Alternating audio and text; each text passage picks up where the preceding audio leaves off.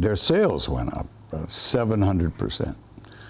And I got a call from the president of GM, and he said, I want you to have Pontiac every year, Trans Am every year for life. I said, wow, that's amazing. I said, I really appreciate it. So the first one I gave to my sister, the second one I gave to my stepbrother, and the third one I gave to somebody else. And then I got one, and then about 6 years later,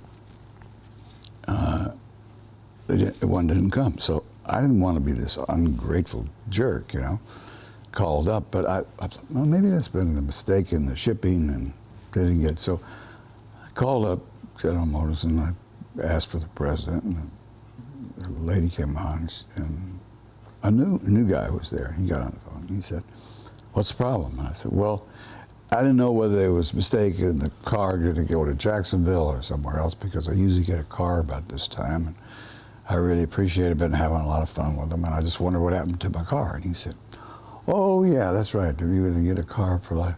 I said, "Yeah." And he said, "Well, you see, that was the president's life, and he's dead now."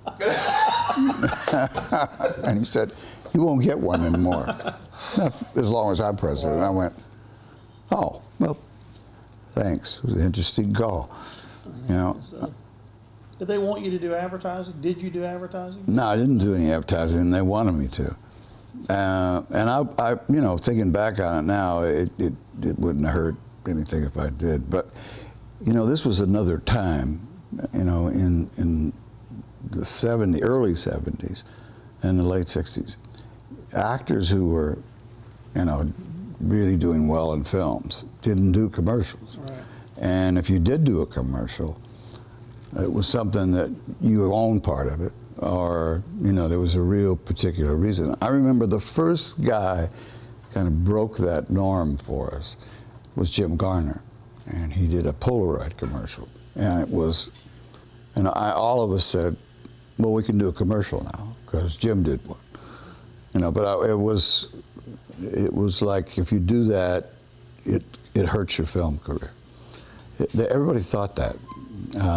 Now it doesn't mean anything. I mean, if you're Everything's wore out. I think it's good for your career. Burt, look at that Miller thing you did.